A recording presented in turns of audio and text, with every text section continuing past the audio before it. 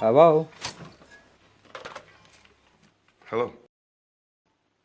I wasn't injured in that car accident. David. I've never been injured, Elijah. What am I supposed to do?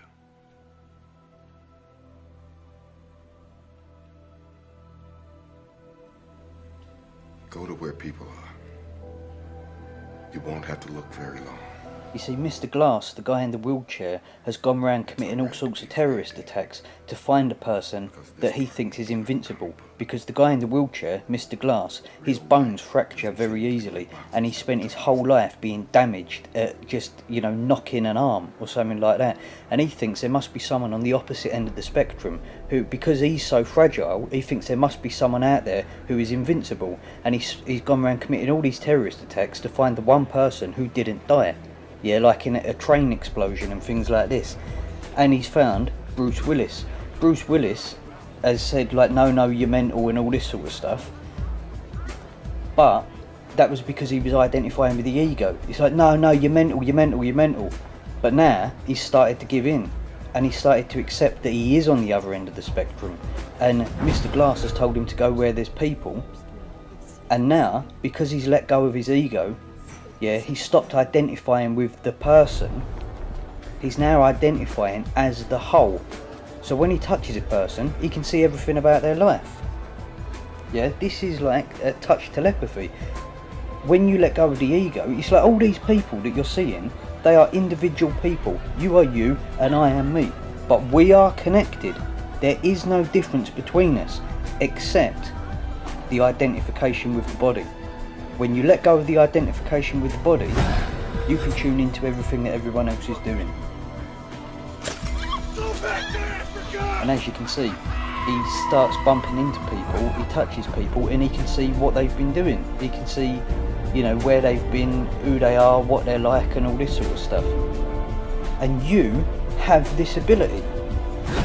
You are telepathic. And we're at a time now where if your telepathic abilities haven't already started to activate, they're going to. You can hear the thoughts of other people when you tune into it. But sitting there constantly going, no, it's bollocks, prevents it from happening. You're basically blocking yourself. And this is what the ego does. So now, look, he bumps into everybody, yeah, and he can see everything that's going on. Because he is his own person, but every single one of them people are the same essence in the ether.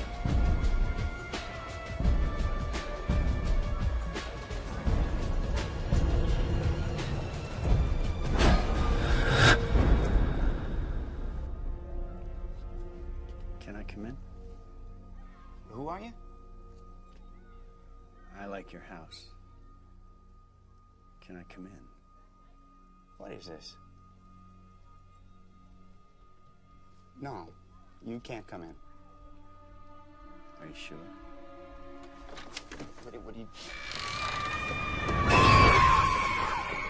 Now this is being presented to you to show the viewer what is actually happening.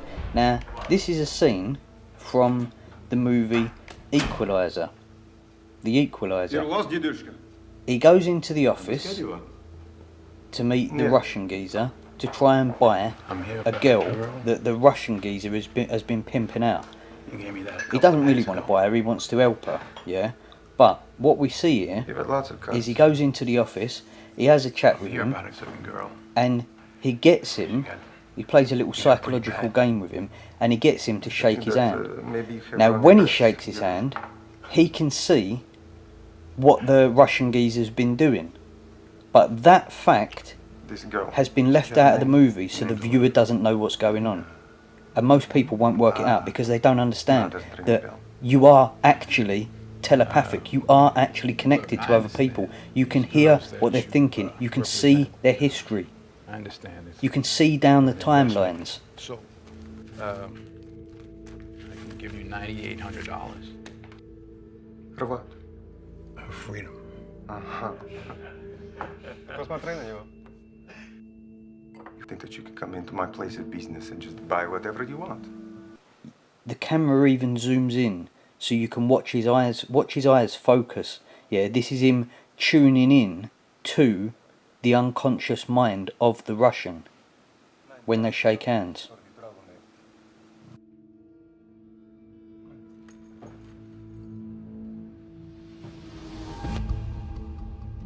One month. That's it. I think this is one-time payment. I make this off this girl in 2 weeks. That girl is still a child. I still consider her as virgin. This makes prime earner for a good while. You insult me. So take your money. That was one long handshake. For good reason, you see. Now, back to Unbreakable. At the end of this film, after he's discovered that he is telepathic and he is, like, in a sense, a superhero, if you want to call it that, he goes back to Mr. Glass. Notice the black and white Masonic flooring. You see, Mr. Glass, yeah, has been going around killing everybody to find the superhero. So he's the bad guy, but being presented as the good guy. Tell me something, David. When you woke up this morning, was it still there? The sadness? No.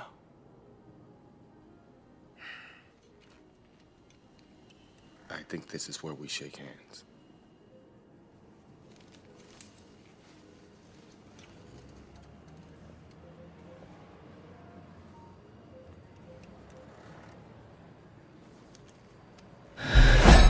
It's basically showing you the darkness is the light is the darkness. You are good and you are bad. You are God, you are the devil. It's up to you which way you go.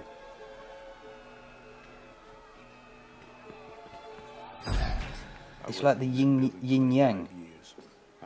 The black is in the white side and the white is in the black side. The darkness bears a light. The light bears a darkness. If there ever was a fire on floors 1, 2, or 3, everyone in that hotel would be burned alive.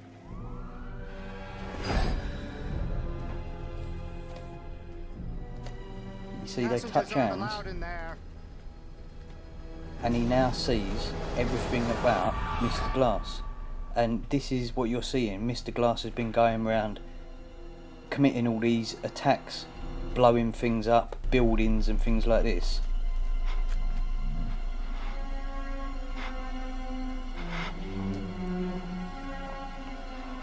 To find the one survivor.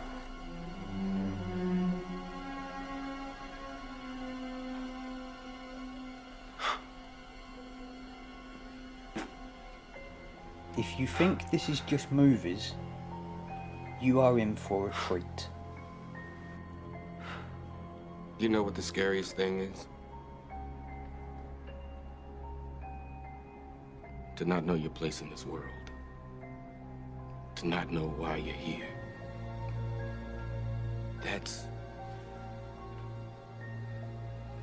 just an awful feeling. Have you done?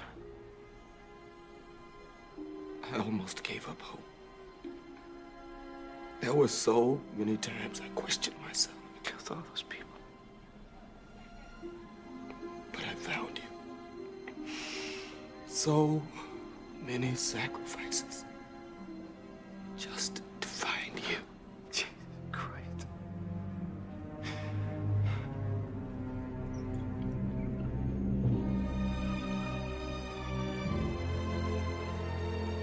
Now that we know who you are, I know who I am.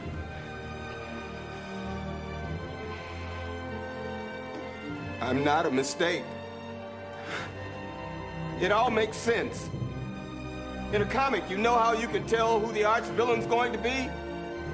He's the exact opposite of the hero. And most times they're friends like you and me. I should have known way back when. You know why, David? Because of the kids.